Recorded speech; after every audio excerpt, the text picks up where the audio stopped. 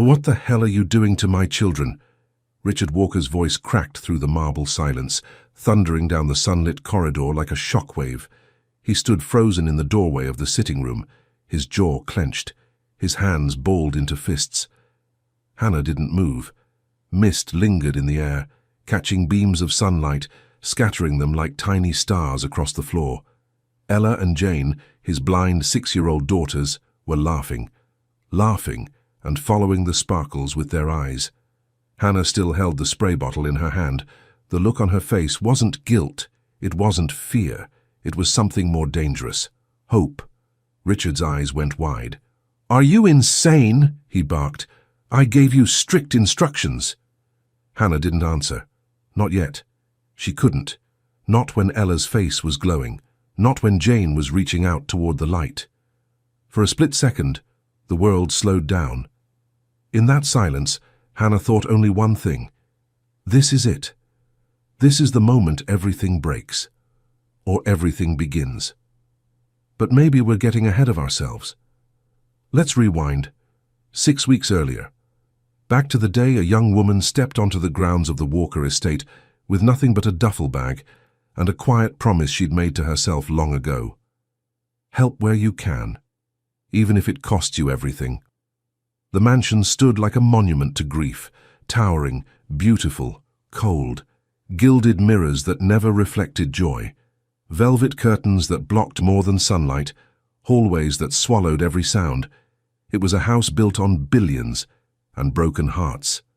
Richard Walker, the tech mogul whose empire had changed the digital world, hadn't smiled in years.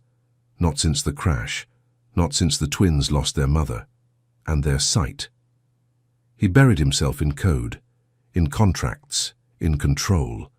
Dozens of nannies had come and gone, some left after a week, others were escorted out in tears. And the girls, sweet, silent Ella, thoughtful, dreamy Jane. They lived in shadows, not just because they were blind, but because no one dared bring them light. That's when Hannah arrived, 29, a quiet presence, scrubs instead of silk, a gentle voice, a steady hand. The staff didn't ask questions. The housekeeper, Rosa, only offered a warning. "Keep your head down. He doesn't like surprises." And Hannah nodded, smiled politely, but said nothing. Because Hannah had learned something long ago, something she never told anyone at the agency, that beneath every silent child was a voice waiting to be heard, and behind every locked door was a chance waiting to be taken. She wasn't just a nanny, she used to be something else entirely, and she hadn't come here to babysit, she'd come here to begin again. But before we begin, click subscribe, like this video, and tell us where in the world you're watching from. I hope this video makes you believe nothing is impossible, if only you believe. For a long time after he shouted, no one moved. Not Hannah, not the girls, not even Richard. The mist still lingered in the air, sparkling in the light. Ella giggled. Jane reached forward, fingertips outstretched, eyes wide. And Richard, the billionaire who ran entire continents from behind a desk, stood frozen, watching his blind daughters follow the light. Hannah didn't speak. Her chest rose and fell slowly. One hand still held the spray bottle, the other curled gently around Something in Jane's the air back. shifted, fragile, electric, irreversibly changed, and in that suspended moment, a story was already unraveling. Let's go back. 6 weeks earlier, before the sparkles, before the laughter, before the unspoken rules were broken, back to the day a woman with a quiet smile and a duffel bag crossed the iron gates of the Walker estate and stepped into a house that didn't remember how to feel. The mansion was silent, not peaceful, not calm, just silent. Walls too clean, mirrors too polished, the kind of place where footsteps echo even when you try not to exist. The staff moved like clockwork, everything choreographed. Breakfast at 8, tutors at 9, nap at 1. No deviations, no surprises. Rosa, the housekeeper, barely looked up from the linens when Hannah arrived. She handed her a clipboard and murmured without emotion, "Just follow the schedule. Don't try to fix anything here. Hannah nodded. She understood what that meant. This wasn't a home. It was a museum of what used to be. Upstairs the girls were waiting. Ella and Jane, 6 years old, tiny, delicate, identical in every way, except in spirit. They sat across from each other in a massive playroom filled with untouched toys, their heads tilted slightly toward the window, but not quite facing the light. There was no laughter, no eye contact, no curiosity, only stillness. They'd been blind since the accident, the one that took their mother. And since that day, Richard Walker had thrown himself into silence. Grief turned into routine. Routine turned into distance, and distance turned into control. Nannies came and went. Some left in tears. Others weren't even noticed. Hannah didn't come to make noise. She knew how to listen. And from the moment she stepped into the girls' room, she heard everything no one else seemed to hear. The way Ella's fingers lingered on textured fabrics, the way Jane tilted her head when the kettle whistled in the kitchen downstairs, the way both girls seemed to lean toward the warmth of morning sun, even if they couldn't see it. Tiny things, quiet things. But to Hannah they were loud, because once upon a time she had studied these moments, before the scandal, before the suspension, before her name was whispered behind closed doors and her research reduced to nothing. She was a therapist once, a gifted one, until one false accusation left her license in ashes and her belief in herself even more broken. Now she wore scrubs instead of lab coats, smiled quietly instead of presenting papers, and answered to parents who never asked who she used to be. But on her third night at the Walker estate, she couldn't sleep. Ella had laughed that day, just once, at the sound of a wooden spoon tapping a pan. It was small, a flicker, gone in a second. But for Hannah it lit something she hadn't felt in years, not ambition, not defiance, purpose. The next morning, she folded a scarf with a lavender scent and let the twins hold it during story time, just to see. They didn't speak, but they didn't let go either. She wrote it down in a notebook she never showed anyone. Not because she was planning anything, but because she wasn't ready to stop being who she was, and for the first time in years something inside her whispered, "You can still help, even if no one knows what you're doing." In the Walker mansion, silence wasn't just a sound. It was a rule, a rhythm, a way of life. No raised voices, no sudden laughter, no music that hadn't been approved and preloaded by staff. Everything was muted, as if the house itself was still grieving. Even the clocks ticked quietly. Hannah's first few days passed like pages turning in a book she hadn't chosen to read. Breakfast trays were delivered on time, lessons conducted through whispered instructions. The girls were dressed, fed, bathed, not touched too much, not spoken to unless necessary. They followed commands like wind-up dolls, but they never looked up. They didn't need to. There was nothing in this house worth looking at. The twins lived in routine, not play, not presence, routine. Ella, the more expressive of the two, sometimes hummed under her breath when she thought no one was listening. Jane preferred silence, but when Hannah passed her a warm cloth during bath time, she held it a little longer than needed. These were the only signs of life she could find. They broke Hannah's heart, not with sadness, but with recognition, because she knew what it felt like, to still be breathing and not feel alive. The staff didn't speak unless spoken to. The chef left Hannah's meals in the back hallway. The driver rarely made eye contact. Only Rosa lingered. She watched Hannah carefully, the way a nurse might watch a patient who insists they're fine. One afternoon, as they folded sheets in the laundry room, Rosa said, without looking up, "You're not the first one to try." Hannah paused, a clean pillowcase in her hands. Rosa smoothed the edge of a fitted sheet and added, "Every nanny thinks they're going to save this place, but he doesn't let anyone in." "Richard?" Hannah asked quietly. "Mr. Walker." Rosa corrected her without hesitation. "You'll last longer if you don't forget that." There was no malice in her voice, just truth, a woman who'd seen too many people arrive with good hearts and leave with broken ones. Richard Walker was a ghost in his own home. Some nights, Hannah would hear the front door open at 2 a.m., then footsteps moving down the hall toward the west wing. Sometimes the girls asked if their father was back, But before Hannah could answer, they'd already turned over in bed, as if it didn't matter. And maybe it didn't. Not anymore.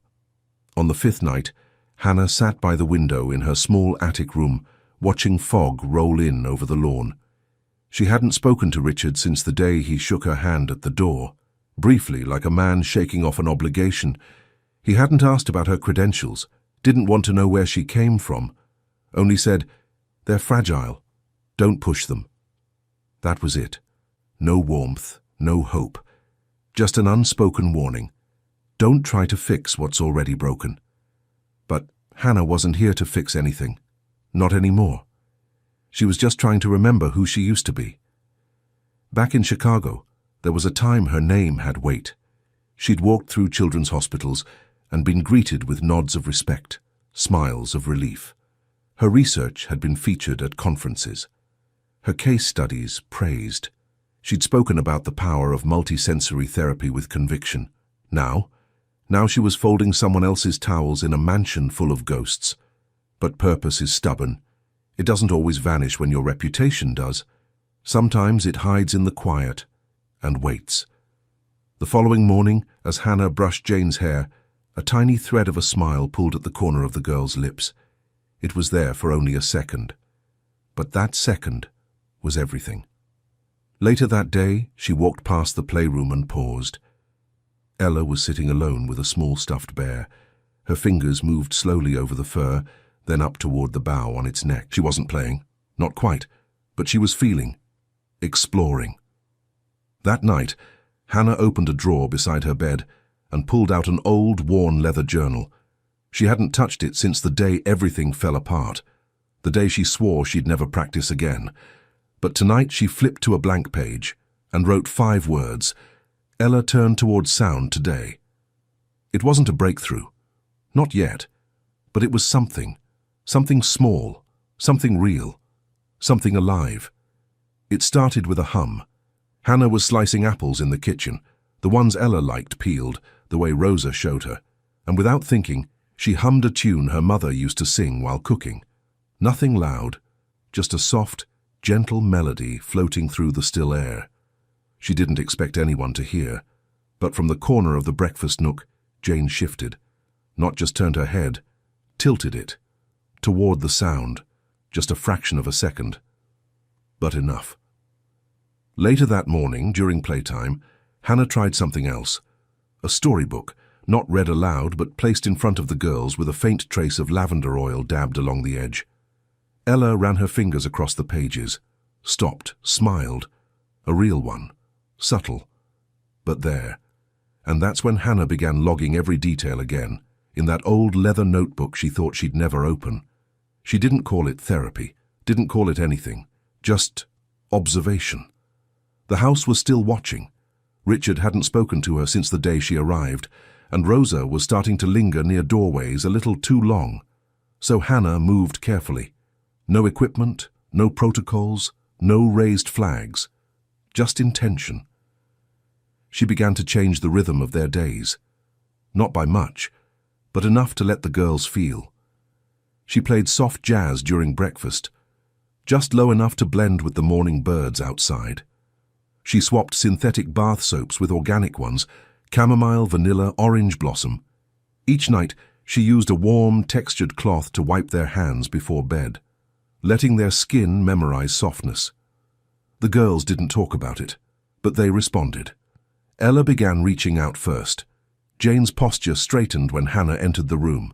They started waiting for her, smiling when she arrived. It was during one of these small, silent victories that Hannah stopped outside the window of the music room and exhaled. She pressed a palm to the cold glass and whispered, "They're waking up." Then, a thought. A memory. A hallway in a hospital long ago, where she once taught a blind toddler to follow the vibration of a cello across a room. Back then, she had charts, staff, funding, but this time all she had was instinct, and 2 little girls who didn't know they were healing. Have you ever had someone believe in your quietest potential, not when you were shining, but when you were still unsure? If someone once saw a light in you when you couldn't see it yourself, tell us who they were in the comments. These people are rare, and they change everything. Back inside, Hannah pulled out a small toy from her personal bag, something she'd almost left behind when she packed for the job. A light wand, nothing fancy, just a slender tube that blinked in soft, shifting colors. She waited until nap time ended, until the room was dim, quiet, safe. Then she sat on the rug between the girls and whispered, "We're going to play a game." She didn't expect much. But when she flicked the wand on, Jane's fingers twitched. Ella turned her head, and for a second, just 1 second, her eyes fluttered. Not wide, not open, but searching.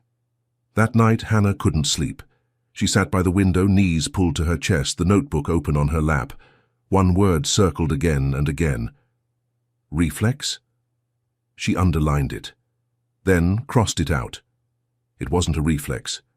It was a response. The next morning, Rosa pulled her aside in the hallway, voice low, eyes sharp. "He has cameras in every room." Hannah blinked. "What?" "Mr. Walker, there are security feeds in the sitting room, bedrooms, even the playroom. He sees everything." Rosa stepped closer. "You're not like the others. You've lasted longer. Don't ruin it now." She walked away before Hannah could reply. But Hannah wasn't trying to last. She was trying to give those girls a shot. Every night the girls made progress, and every night Hannah felt the pull of a truth she had kept buried for years. She wasn't just a nanny, not really. She had once been something else, someone else. Before the scandal, before the silence, her name meant something. Dr. Hannah Elise Ford, pediatric sensory therapist. Respected, admired. She had lectured on neuroplasticity at Johns Hopkins.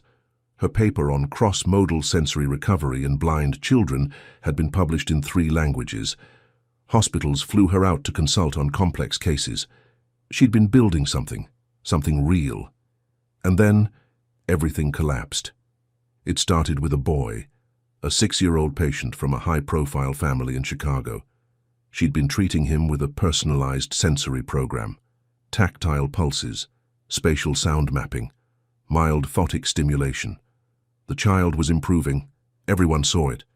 But when he developed sudden seizures, the family blamed her. The father was a powerful donor. The media turned her research into headlines. Experimental therapy triggers emergency in child. Doctor under review after controversial stimulation session. It didn't matter that the seizures were later traced to an undiagnosed condition. By then, the hospital had already distanced itself. The board revoked her access. Her license was suspended, pending review. The clinic she'd just opened shuttered in 3 weeks. Funding pulled. Staff resigned. Her name, her work, gone overnight. She remembered packing her office at 2 a.m. No press, no defense, just one cardboard box and hands that wouldn't stop shaking. She stopped answering calls. She stopped trying to explain. She disappeared. Her mother had begged her not to give up. "You're more than your title," she said. "Children still need you, even if the system doesn't. But when everything you built is stripped away, it takes a long time to believe you still have anything left to offer." And yet, here she was, in a mansion in Connecticut, holding a mist bottle in one hand and a little girl's progress in the other. Each day her instincts came back, not clinical ones, human ones. She remembered how to listen for breath changes, how to time music to touch, how to feel a child's world without needing to see it. But with every breakthrough came fear. Fear that Richard would find out, fear that she was risking more than just her job, fear that she would ruin everything, again. One evening, just after sunset, she sat on the window seat in the girls' room, watching Ella trace her fingers across a woven cushion. She whispered, "Do you know what this means?" Ella smiled, almost as if she did. Behind her, the door creaked. Rosa stood in the doorway. She'd seen the light wand earlier that week, and now she stood with folded arms and tired eyes. "Do you know what you're risking?" she asked. Hannah looked down at her hands. She wanted to lie, to say it was nothing, just toys, just play, but she couldn't, not anymore. "Yes," she said softly. Rosa didn't answer right away. She looked at the twins. now giggling quietly as they tried to catch the edge of a fabric Hannah had scented with orange peel. Then she turned back to Hannah. Her voice was low, worn, but not unkind. "You'd better be right." That night Hannah stood alone in the hallway, hand on the doorknob of her attic room. She looked down the corridor, toward the west wing where Richard slept. Somewhere behind that door was a man still grieving, still angry, still convinced that protecting his daughters meant keeping them untouched. But he hadn't seen what Hannah had seen. He hadn't heard Jane whisper, "It smells like the sun," or watched Ella reach toward the mist and laugh like she was catching stars. Hannah turned the doorknob and stepped inside. She sat down at her small desk, opened her notebook and wrote, "I am not here to be safe. I'm here to give them light." The mansion had never been loud. Even before the accident, it had been more gallery than home. Everything in its place, every sound, measured. Even joy, if it ever lived here, had tiptoed. But that week, something changed. It didn't start with music or footsteps or words. It started with laughter. It was Ella first, a soft, startled giggle that slipped out when a breeze brushed past her cheek and carried the scent of tangerine. Hannah had mixed the oil into the lotion that morning. Nothing special, just something warm, something alive. Ella's head turned toward the air. She smiled, then laughed, as if the scent had tickled something inside her, something that had been asleep. Jane followed, not with noise but with movement. She began tracing the edge of her bedsheet in slow, looping spirals, as if following a trail only she could feel. When Hannah whispered, "What does it feel like?" Jane whispered back, "Like clouds, but warm." And that's when Hannah knew. It was time. Time to try what she'd been afraid to. Not recklessly, not without care, but fully, with hope. That morning, she prepared the room differently. She pulled the curtains open just enough to let a single beam of sunlight spill through. Soft music played in the corner, cello, low and rich. On the rug sat a basket of everyday objects, velvet ribbon, a sponge, a wooden spoon, a cold stone, textures, temperatures, tones. And one more thing, tucked quietly in her pocket. A mist bottle. She began gently, letting the girls explore each item with their hands, describing what they were feeling, mirroring their reactions with soft laughter of her own. Then she uncapped a small vial of peppermint oil, placed a drop on a piece of cloth, let it drift near them without touching. Jane inhaled. Her shoulders rose. She smiled, a full, radiant smile. Ella reached out for the cloth before Hannah even said a word. Then came the light. Hannah waited until they were settled, still, trusting. Then stood near the window, where the sun streamed in.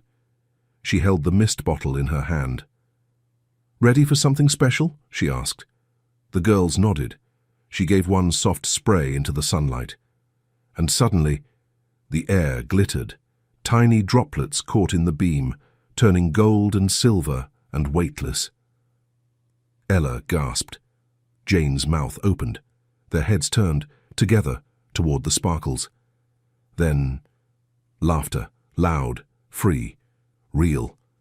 They reached up, trying to touch the floating specks, chasing the shimmer with their fingers, not seeing, not exactly, but responding, to light, to motion, to magic. Hannah could hardly breathe.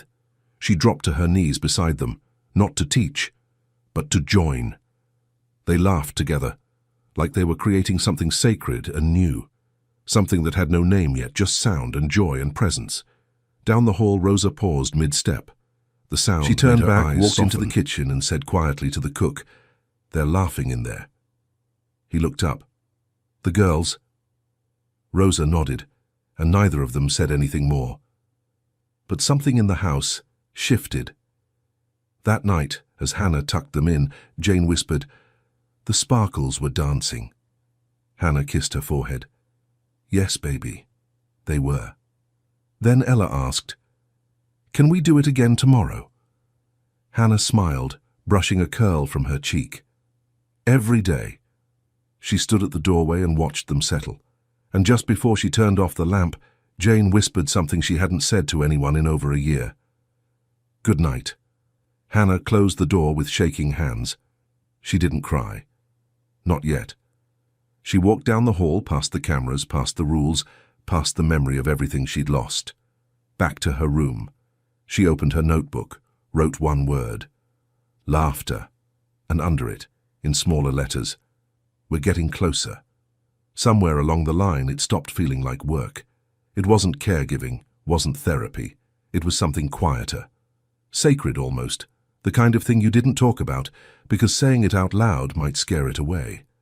By the second week, Hannah had a rhythm, not just in routine, but in her hands, her voice, the room. Every sense was a tool now. Soft music in the background, textures laid out with intention. Sunlight streaming through the window like a spotlight made just for them. The girls responded faster, reached out sooner, smiled wider. And one morning Jane whispered, "I saw sparkles again." That night, Hannah sat by the window with her journal open, tracing old diagrams she hadn't looked at in years. Her fingers hovered over one, a therapy protocol she'd designed long ago, back when her name still meant something. It was never approved. Too new, too ambitious. But it was hers. A multi-sensory stimulation model combining warmth, mist, sound, and refracted light to trigger dormant neural pathways. It had only ever lived in theory. Until now. Until this house, these girls, this chance. She didn't sleep that night. Instead, she sketched, planned, timed her breath. Because tomorrow, she would try it. All of it. The next morning, the mansion was quiet. Richard had left for New York. Rosa was occupied downstairs. It was just Hannah, the girls, and a chance to prove to herself that what she once believed in could still be real. She prepared the room like a stage, curtains drawn just enough, heat turned slightly higher, the mist bottle warmed in her hands, classical music low in the background. Ella sat cross-legged. Jane lay on her side, eyes half closed. Hannah began gently. First, scent, orange blossom, familiar, grounding. Then, texture, warm velvet against their palms. Then, sound, a chime, soft and distant. Then, mist. A light spray into the beam of morning sunlight. Tiny droplets shimmered through the air. Ella gasped. Jane sat upright. Their eyes followed the trail, not just turned, but tracked. Ella laughed. Jane clapped. Then Jane reached forward and said, "There, right there, it's shiny." Hannah's heart caught in her throat. "What do you see, baby?" Jane smiled. The sparkles dancing again. She almost cried, but she didn't. Not yet. She reached for her notebook with shaking hands. She'd barely written 2 words when it happened. Footsteps, fast, heavy, angry. Then, the door, swung open, hard, and there he was, Richard Walker, back early, suit half-buttoned, eyes scanning the scene like a man watching his house burn. He took one look at the mist in the air, the girls laughing on the rug, the spray bottle in Hannah's hand, and his face changed. "What is this?" he asked. His voice didn't rise, but it was sharp enough to cut through the air. Hannah stood slowly, shielding the girls without meaning to. She didn't say anything. Not yet. "I told you not to do this," he said. "No experiments, no therapy, no risks." His voice cracked slightly, not with rage, with fear. He took a step closer. "You don't know what you're doing." Hannah's voice was quiet, but steady. "I do." He stared at her like she was a stranger. "You're just a nanny." She swallowed hard, hands trembling, then said what she had promised herself she wouldn't. "I used to be a pediatric sensory therapist, one of the best. I designed the protocol you just witnessed. And your daughters," she paused, looked down at them, "they're starting to see." For a full beat, no one spoke. The mist still hung in the light. The twins still laughed, unaware. And Richard Walker stood there, staring, not at Hannah, but through her, like he was watching something unravel in real time. "They're starting to see." Hannah's voice was barely above a whisper, but it landed like thunder. She knew what she was doing, and she knew what it could cost her. She stepped closer to the girls, slowly lowering the spray bottle, placing it on the rug like evidence at a crime scene. Richard's eyes didn't leave her. "You lied." "No," she said softly. "I didn't tell you everything. There's a difference." He let out a bitter breath. "You're not a caregiver." "I was. I am. But I'm also a therapist. I lost my license after a false malpractice claim. My name was dragged, my clinic was shut down. I stopped practicing now, but I didn't forget how." She looked up at him.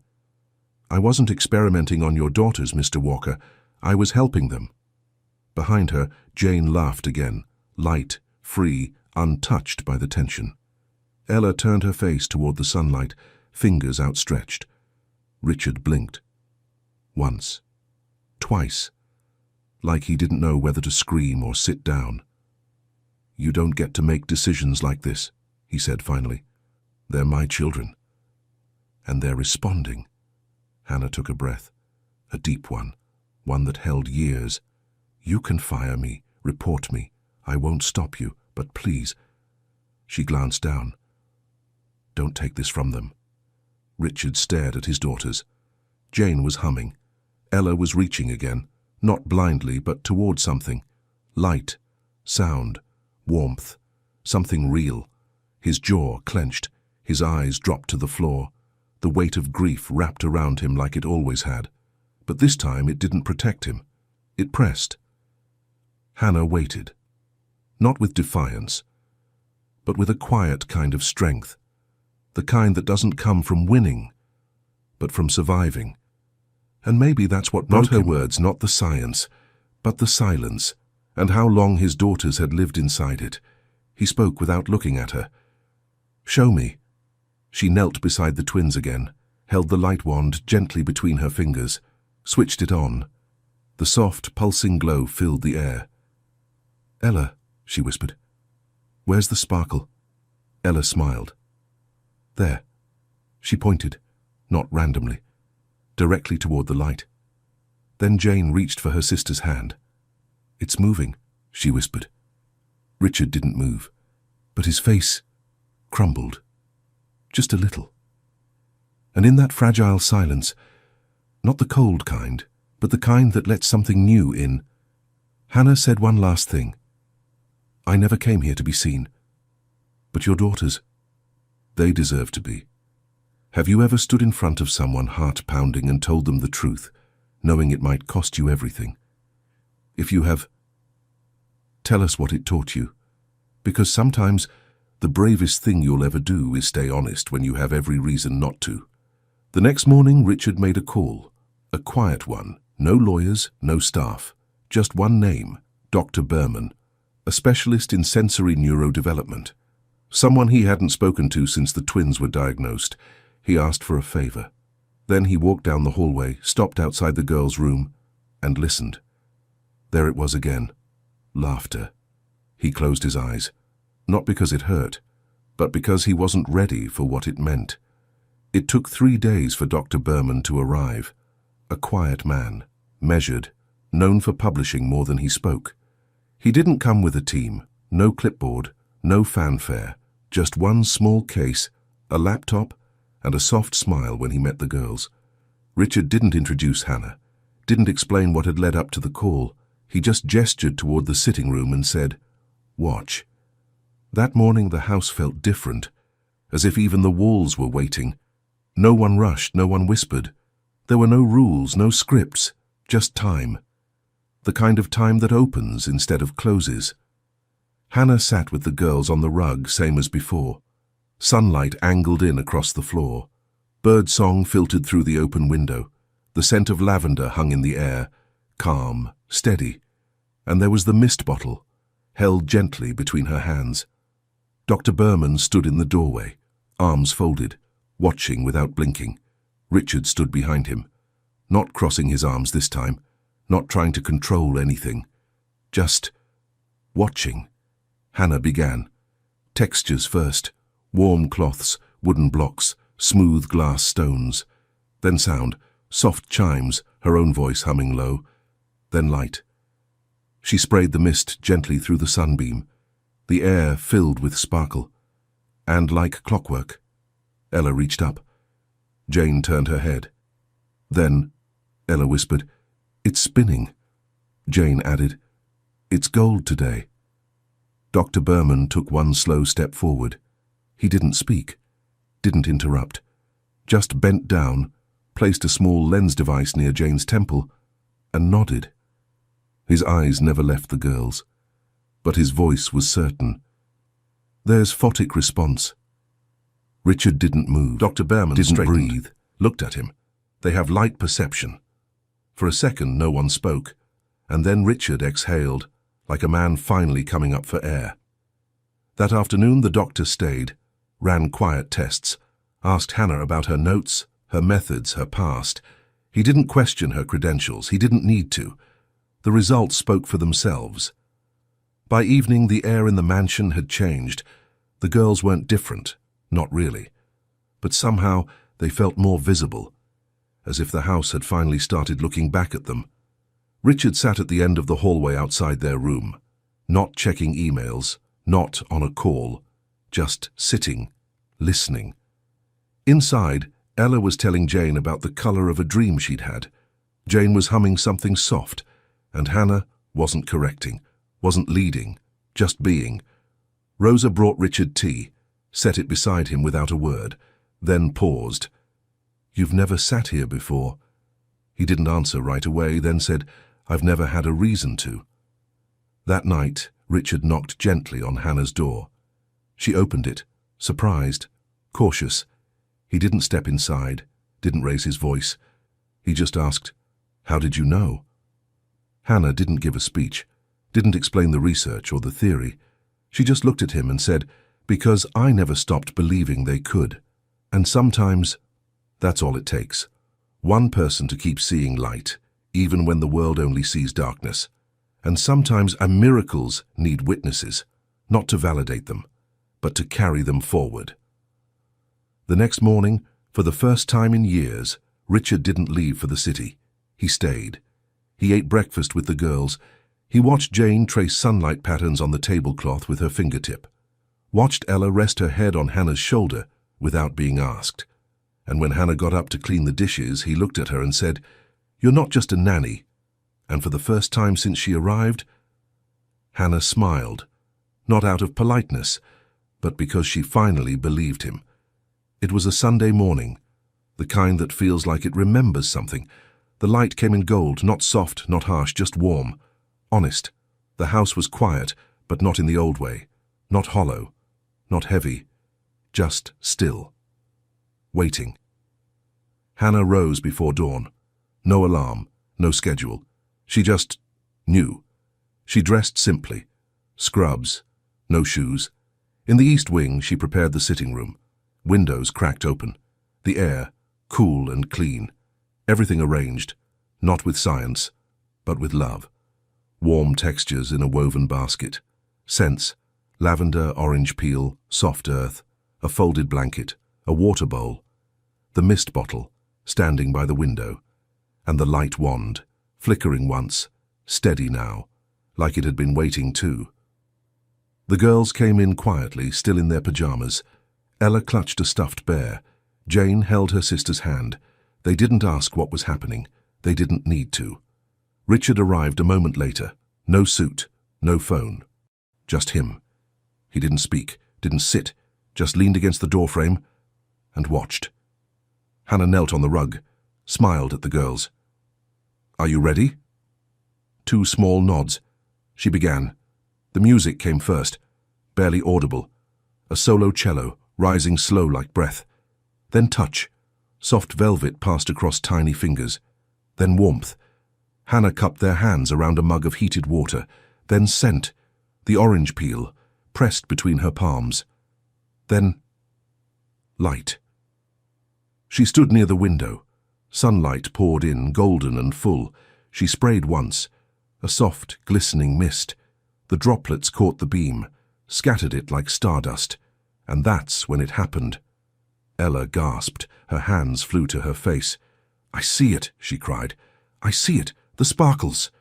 Jane turned, Not just turned, but looked, eyes open, focusing. "I see you," she whispered. "Ella, I see you." The room stood still. Time bent inward. Nothing else existed. Not money, not medicine, not fear.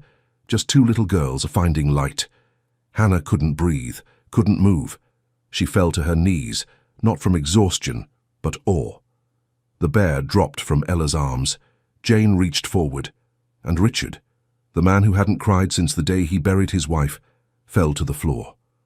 Arms open, heart wide. He gathered them close, pressed their faces to his chest, and whispered over and over, "My babies, my beautiful girls." Tears ran down Hannah's cheeks, not because she had succeeded, but because they had. Because they were whole, even before this. But now, they knew. Rosa watched from the hallway, hands over her mouth.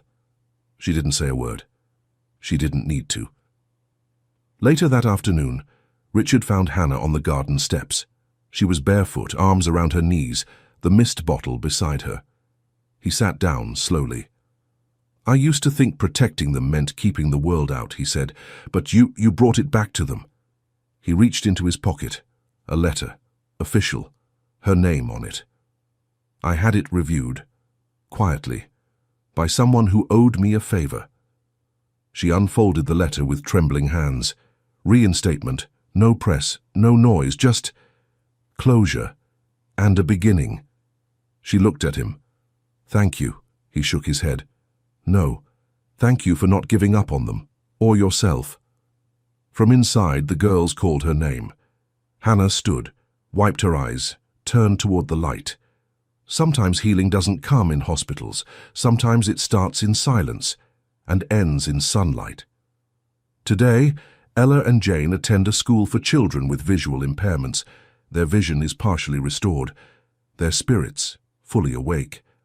Hannah still lives at the Walker estate, not as a nanny, not as a therapist, but as family.